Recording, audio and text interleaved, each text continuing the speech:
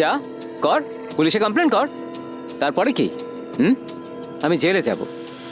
তারপর যখন আমি বাইরে বেরিয়ে আসব তখন তোর কি হবে? তুমি কেন আমার পেছনে পড়ে আছো? আমি কোথায় তোর পেছনে পড়ে আছি? আমি তো শুধু তোকে ভালোবাসতে চাই। বলবো নাকি কিভাবে? না আদিত্য, না না না আদিত্য, না না। নমস্কার, আমি হলাম রানী চ্যাটার্জি আর আপনাদের স্বাগত জানাচ্ছি ক্রাইম চক্রে নতুন এপিসোডে একটা নতুন গল্প সঙ্গে নিয়ে।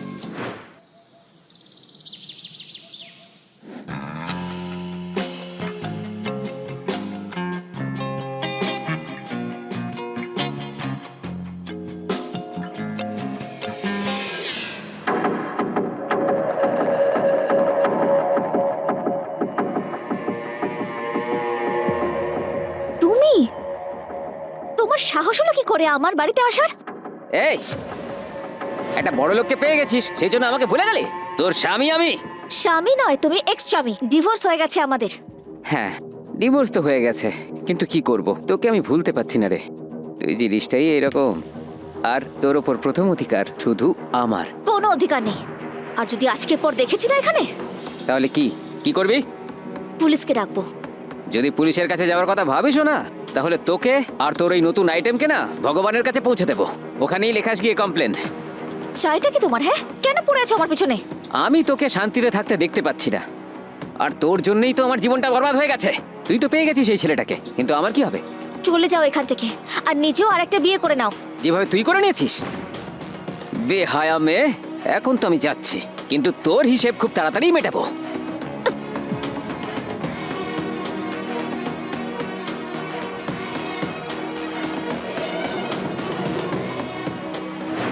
একজন পুরুষ একজন নারীকে সবসময় তার অধিকার বলে কেন মনে করে?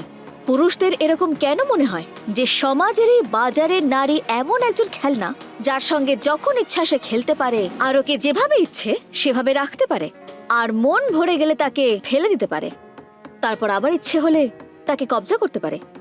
রেশমা আর রাজার ডিভোর্স হয়ে গিয়েছিল, আর রেশমা ধীরাজ নামে একটি ব্যক্তির সঙ্গে দ্বিতীয় বিয়ে করে। কিন্তু তার প্রথম স্বামী রাজা তারপরেও তার পেছনে পড়েছিল, আর তার সুখী জীবনে অশুভ ছায়ার মতো সেঁটেছিল।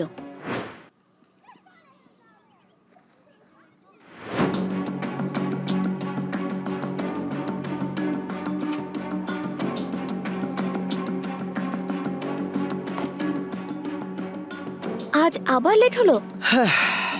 কি করব, কাজ এত না। এই কাজের চক্করে না তুমি আমাকে ভুলে যাচ্ছ। আরে তোমাকে আমি কি করে ভুলতে পারি? তুমি কি ভুলে যাওয়ার মতো? তাহলে তুমি কাজে এত ব্যস্ত থাকলে আমার কি হবে?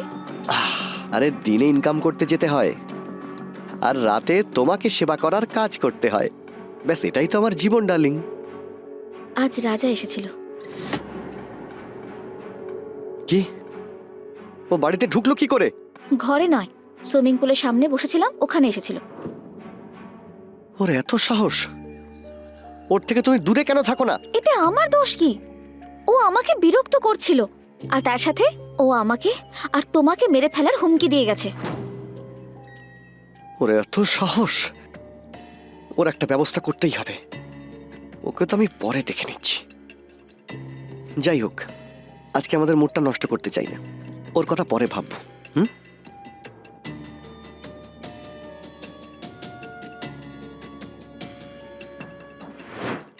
রেশমা তার প্রথম স্বামী রাজার সঙ্গে ডিভোর্স নিয়ে তার দ্বিতীয় স্বামী ধীরাজের সঙ্গে আনন্দে সংসার করে জীবন কাটাচ্ছিল। কিন্তু এই বিষয়টা রাজার সহ্য হচ্ছিল না। বলতে পারেন কেন মানুষ তার সবচেয়ে কাছের মানুষের সব থেকে বড় শত্রু হয়ে ওঠে। একসময় একসঙ্গে বাঁচা মরার প্রস্তুতি দিয়ে তার বেঁচে থাকাটাই দুর্বিষহ করে তোলে। এটাই কি মনুষ্যত্ব? আমরা মানুষেরা কি এতটাই অধঃপতনে যাচ্ছি যে আমাদের নেগেটিভ চিন্তাধারাগুলো আমাদের উপর চেপে বসছে?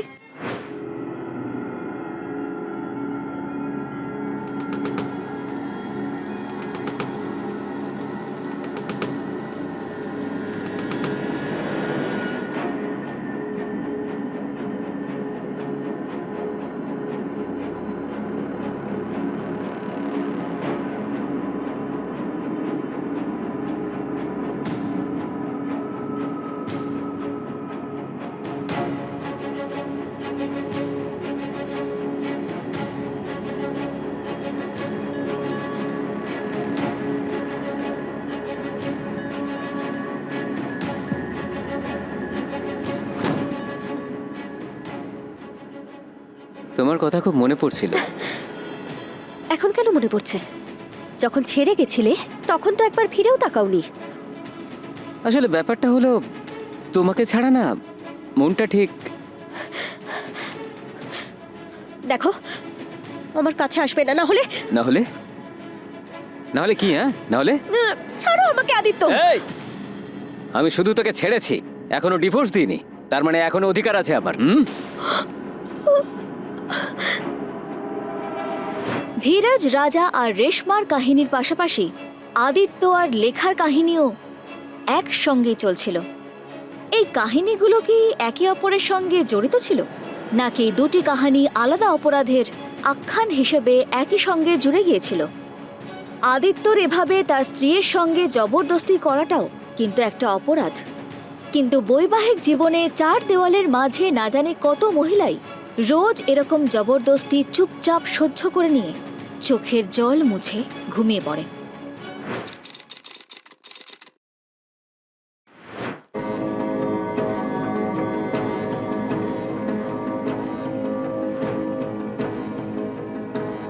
স্যার, এটা রঙ্গনাথ মার্ডার কেসের ফাইল। ডিএসপি সাহেব চেয়ে পাঠিয়েছিলেন। ঠিক আছে, রাখো। এসপি স্যারের অফিসে যাওয়ার কথা, ডিএসপি স্যারকে দিয়ে দেব। ইয়েস। কি? কোথায়? ঠিক আছে, আমরা এখনই আসছি। গাড়ি বের করো। স্যার,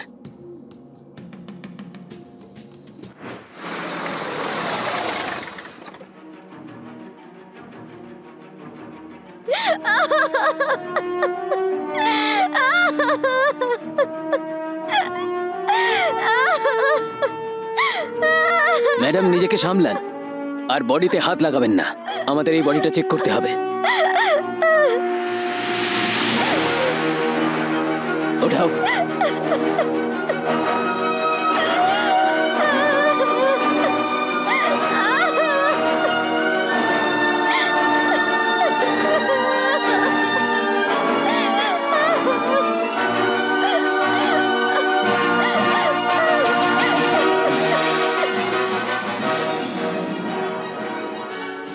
স্যার, মনে হচ্ছে সুইসাইড।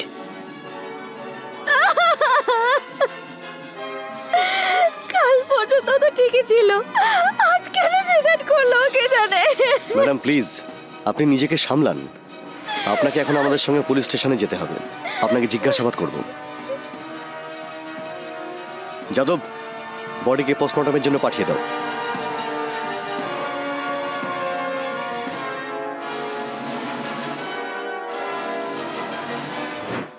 ধীরজের এভাবে হঠাৎ সুইসাইড করে নেওয়া বিষয়টা হজম করা অত সহজ নয়। কোনো ব্যক্তি এভাবে হঠাৎ বিনা কারণে সুইসাইড কেন করবে?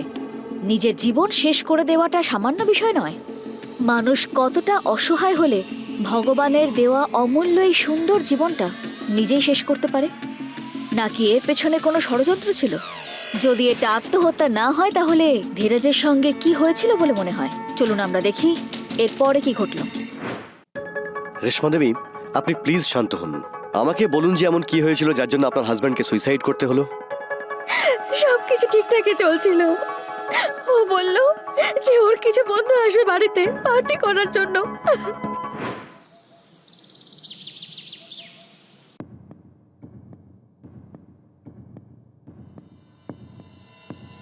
রেশমা, আমার সোনা। রেশমা, আসলে আজকে সন্ধ্যাবেলা আমার কয়েকজন বন্ধু এখানে আসবে পার্টি করার জন্য। তো সেই জন্য তুমি একটু বিরক্ত হতে পারো। তুমি একটা কাজ করো, সুষমা দিদি আছে না, ওনার বাড়িতে চলে যাও। যখনই পার্টি শেষ হবে আর আমার সব বন্ধুরা চলে যাবে, তখন তোমাকে আবার ডেকে নেব। ঠিক আছে? ঠিক আছে, আমি চলে যাব, তুমি ভালো করে এনজয় করো। Okay? Thank you, thank you, thank you, thank you so much. তারপর আমি সুষমা দিদির বাড়িতে যাই। পরে ওর কোনো কল না আসায় আমি ওখানেই থেকে গিয়েছিলাম। সকালে বাড়ি ফিরে দেখি ও বেশকে আত্মহত্যা করেছে। আত্মহত্যা করার কোনো বিশেষ কারণ, মানসিক দুশ্চিন্তা বা অন্য কোনো কারণ? মানসিক দুশ্চিন্তা তো কিছুই ছিল না, কিন্তু হতে পারে আমার এক্স হাজবেন্ড। Ex husband? হ্যাঁ, ধীরজের সঙ্গে আমার দ্বিতীয় বিয়ে। আমার প্রথম স্বামী রাজা আমায় খুব অত্যাচার করত, তাই আমি ওকে ডিভোর্স দিয়ে ধীরজকে বিয়ে করে নিই। তাহলে এই আত্মহত্যার সঙ্গে রাজার সম্পর্ক কি? রাজা এসে আমাকে যেভাবে বিরক্ত করতো সে ব্যাপারে ধীরাজকে বলেছিলাম। ধীরাজ বলল যে ও কথা বলবে ওর সঙ্গে। আমার মনে হচ্ছে রাজাই বাধ্য করেছে ধীরাজকে, না হলে ধীরাজ কখনো আত্মহত্যা করতে পারে না। ওই রাজাকে তুলে নিয়েছো? Yes sir.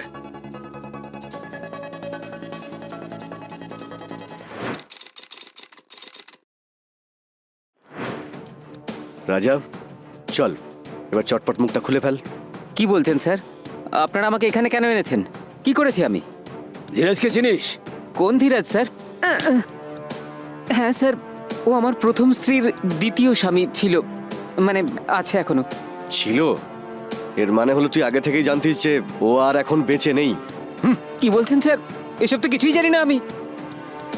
তুই কি বাংলায় বললে বুঝিস না নাকি? অন্য ভাষায় বোঝাবো তোকে? আমার কথার মানেটা হলো স্যার, আমার কোনো আইডিয়াই নেই এই ব্যাপারে। আইডিয়া নেই? হ্যাঁ, তুই সব সময় রেশমাকে বিরক্ত করতিস, ওর স্বামীকেও তুই বিরক্ত করতিস, এই জন্য ওর স্বামী সুইসাইড করেছে। বল। সে তো স্যার আমি এমনি। মনে হচ্ছে স্যার এত সহজে মানবে না, একে ঘা কতক লাগাতে হবে।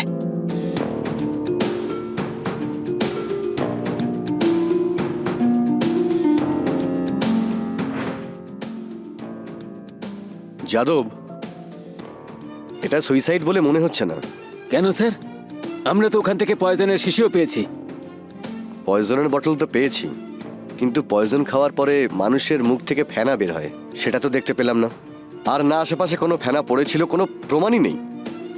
ওর গলায় একটা দাগ ছিল, এর মানে হলো গলা টিপে ওকে খুন করা হয়েছে।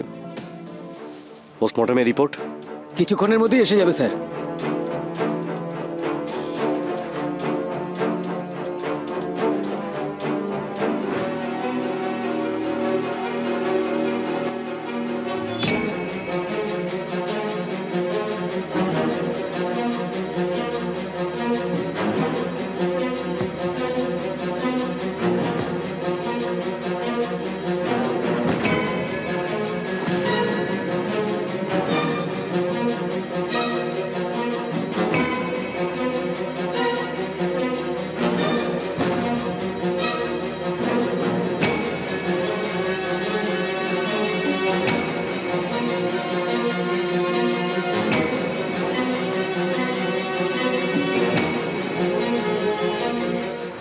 লেখা এভাবে চুপে চুপে রেশমার ওপর নজর কেন রাখছিল?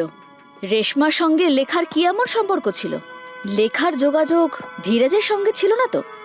আদিত্যর বউ হওয়া সত্ত্বেও লেখা আবার ধীরাজের সঙ্গে কোনো অবৈধ সম্পর্কে ছিল না তো? নাকি এই ঘটনার আলাদা অ্যাঙ্গেল রয়েছে? পুলিশের অপেক্ষা ছিল পোস্টমর্টেম রিপোর্টের, তাহলেই এই কেসের জট খোলা সম্ভব। পুলিশের সন্দেহ ছিল যে এটা আত্মহত্যার ঘটনা নয়, কিন্তু প্রমাণ ছাড়া কোনো কিছু বলাই সমীচীন নয়। স্যার, আপনি ঠিকই সন্দেহ করেছিলেন। ধীরাজ সুইসাইড করেনি, ওকে হত্যা করা হয়েছে। এই দেখুন পিএম রিপোর্ট।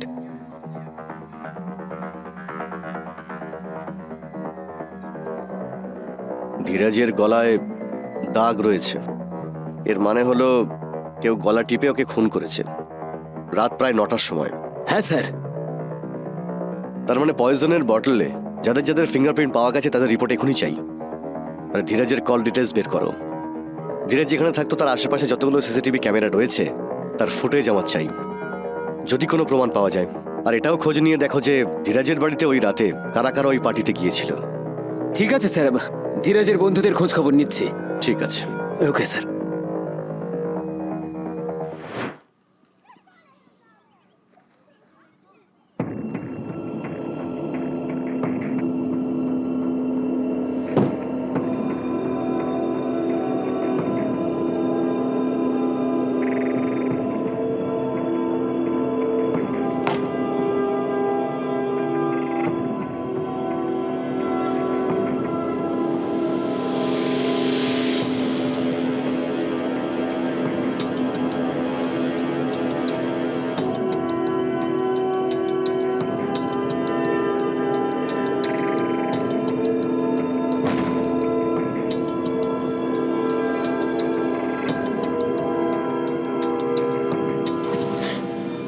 তুমি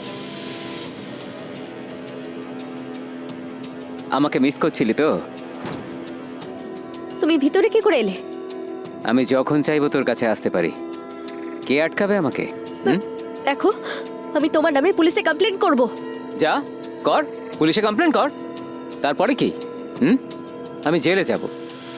তারপর যখন আমি বাইরে বেরিয়ে আসব, তখন তোর কি হবে? তুমি কেন আমার পিছনে পড়ে আছো? আমি কোথায় তোর পেছনে পড়ে আছি? আমি তো শুধু তোকে ভালোবাসতে চাই। বলবো নাকি কিভাবে? হুম? না আদিত্য, না না না আদিত্য, না। একদিকে ধীরাজের মার্ডার মিস্ট্রি সলভ করার জন্য পুলিশ প্রমাণ একত্রিত করছিল, তখনই অন্যদিকে আদিত্য তার বউয়ের ওপর অত্যাচার করছিল। এমন কি রহস্য ছিল লেখার জীবনে? ও কিভাবে জড়িত ছিল ধীরাজের সঙ্গে, আর কেন আদিত্য ওর সঙ্গে এরকম ব্যবহার করছিল? এই সব কিছুই কি কোথাও না কোথাও জড়িত, নাকি দুটো শুধুমাত্র আলাদা কাহিনী ছিল? পুলিশ ধীরাজের বাড়ির আশেপাশে সমস্ত সিসিটিভি ফুটেজ খোঁজার চেষ্টা করছিল, কিন্তু আশেপাশে কোনো সিসিটিভি ক্যামেরা না হওয়ার জন্য পুলিশের এই চেষ্টা ব্যর্থ হয়। এখনই এটা পাঠিয়ে দাও। হ্যাঁ স্যার, আপনার সঙ্গে আমার কিছু কথা আছে। হ্যাঁ, প্লিজ বসুন। ভালো হয়েছে আপনি নিজে এসেছেন। আপনার সঙ্গে প্রয়োজনীয় কথা ছিল। আপনার এক্স হাজবেন্ড রাজাকে আমরা ইন্টারোগেট করেছি, কিন্তু ওর কাছ থেকে আমরা কিছুই জানতে পারিনি। আপনার স্বামী কিন্তু আত্মহত্যা করেনি, বরং ওকে মার্ডার করা হয়েছে। গলা টিপে ওনাকে কেউ খুন করেছে। কি বলছেন কি আপনি? রেশমা দেবী, নিন জল খান প্লিজ।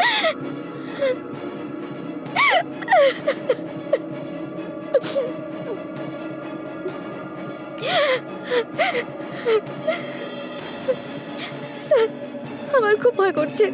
কাল বাড়ির বাইরে থেকে একটা মহিলা আমাকে লুকিয়ে লুকিয়ে দেখছিল, আর যে আমি বাইরে গেলাম তখন দৌড়ে পালিয়ে গেল। আপনি চিন্তা করবেন না, ওই মহিলারা আমরা খোঁজ নেবই। আমাকে আপনি এটা বলুন যে আপনার স্বামীর সঙ্গে ওই দিন পার্টিতে কারা কারা ছিল? স্যার, আমার কোনো আইডিয়া নেই। আমার স্বামী তার বন্ধুদের ব্যাপারে কোনো কিছু শেয়ার করতো না আমার সঙ্গে। ঠিক আছে, আপনি এখন আসতে পারেন। যখনই আমরা কিছু জানতে পারবো আপনাকে ইনফর্ম করব।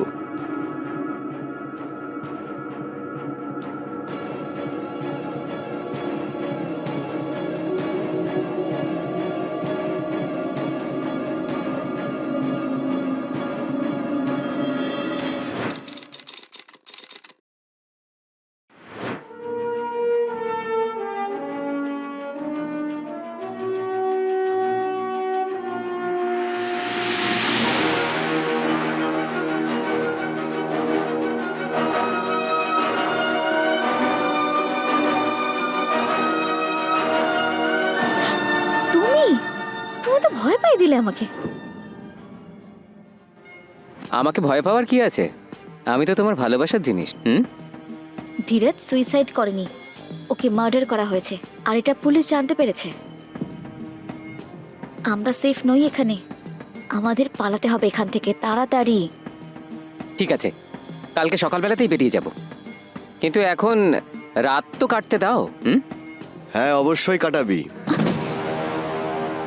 তবে লকআপে। এত তাড়ার কি আছে? ওকে নিয়ে চলো। চল।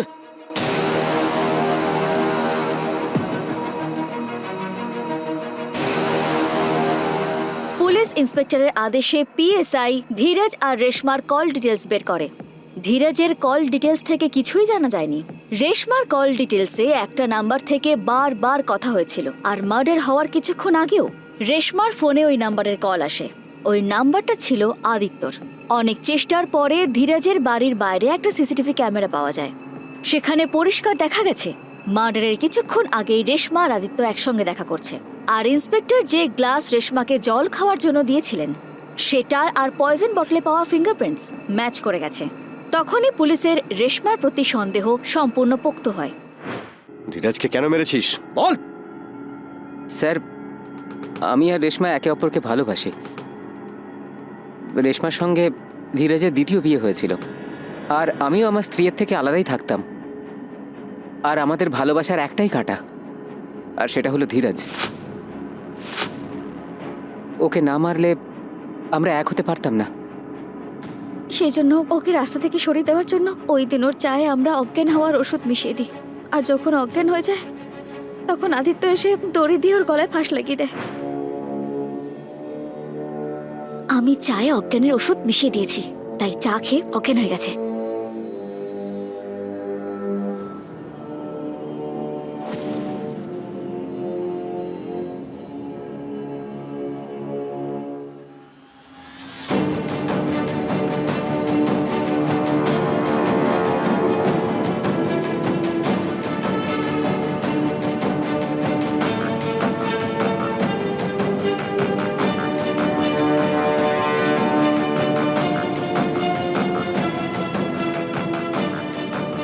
এবার একটা কাজ করো, পয়জনের বোতলটা ওখানে রেখে দাও, যাতে আমরা দেখাতে পারি এটা সুইসাইড। ঠিক আছে?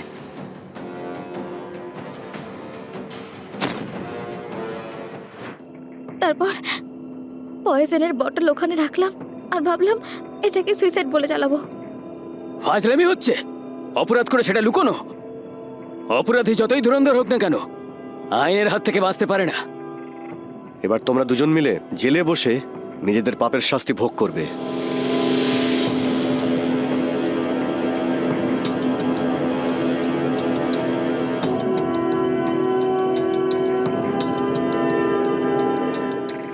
একটা ডিভোর্স হওয়ার পরেও দ্বিতীয় স্বামী থাকা সত্ত্বেও এক প্রেমিক রাখা, এটা রেশমার কিরকম মানসিকতা ছিল? আর নিজের স্ত্রী লেখাকে কষ্ট দিয়ে রেশমাকে ভালোবাসা, এটা আদিত্যর কেমন পাগলামি? আমাদের হয়েছেটা কি? এটাই কি জীবন বাঁচার পদ্ধতি? আমাদের এমন একটা সমাজ গড়ে তুলতে হবে যেখানে আমাদের আদর্শ আর মূল্যবোধে ভালোবাসার গন্ধ থাকবে, নাকি অপরাধের দুর্গন্ধ। আর এরই সঙ্গে আমি রানী চ্যাটার্জি বিদায় নিচ্ছি। আবার দেখা হবে ক্রাইম চক্রের পরবর্তী এপিসোডে এক নতুন গল্প নিয়ে। ততক্ষণ সতর্ক থাকুন, সাবধানে থাকুন আর দেখতে থাকুন ক্রাইম চক্র। জয় হিন্দ।